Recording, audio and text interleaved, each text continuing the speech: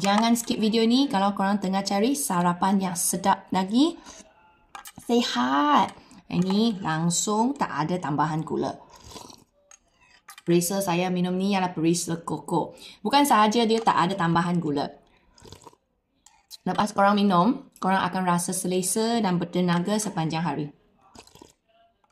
Creamer pun dia tak ada. Perisa-perisa pewarna, pewangi, pengawet pun tak ada. So, kalau korang nak beli, tekan paku kuning. Dia ada 3 perisa. Perisa koko yang I tengah minum. Perisa kopi bagi hantu kopi. Perisa bau pandan-pandan punya soy. So, kalau korang nak cari makanan yang sihat, lagi sedap, lagi tak nak pagi-pagi kan. Korang tahu pagi-pagi kita nak buka itu dapur pun malas. Then korang bolehlah ambil satu saset. Saset dah. Tak payah sudu-sudu dah. Ambil je satu saset, then taruh dalam cawan ataupun shaker. Dan korang shake dengan air lebih kurang 200 ml. Ini lebih kurang 200 ml macam tu. Kalau korang suka pekat, korang boleh kurangkan air lagi sikit.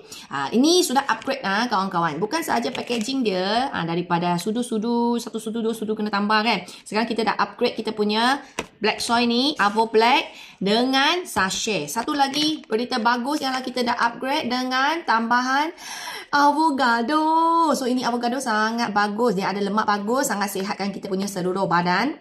Kulit, jantung, otak, satu badan. Okay, dengan tambahan punya black soy, lagi dengan kopi, original kopi dengan original koko. Bukan perisa koko, bukan perisa kopi. Sekarang senang, korang ambil je satu saset, masuk dan bancuh, minum terus. Kalau korang kan nak rasa dia lagi macam manis sikit, sebab kan dia tak ada gula, tak ada tambahan gula, tak ada pemanis semua, creamer semua, susu pun dia tak ada. So dia punya rasa dia kurang-kurang manis punya. Kalau korang nak tambah sikit manis, ada rasa nak makan manis sikit untuk hari ni, korang boleh tambah buah-buahan, kurma, you boleh blend, you boleh tambah terus dan makan sekali dengan sedikit buah-buahan.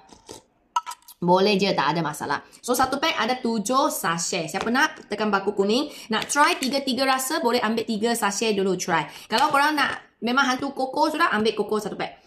Hantu kopi, ambil kopi. Nak bau pandang-pandang vanilla macam tu, korang ambil yang original. Lebih creamy original. Okay, so korang satu hari, 1 saset atau 2 saset untuk amalkan makanan ni supaya badan kita semakin sihat. Sedap.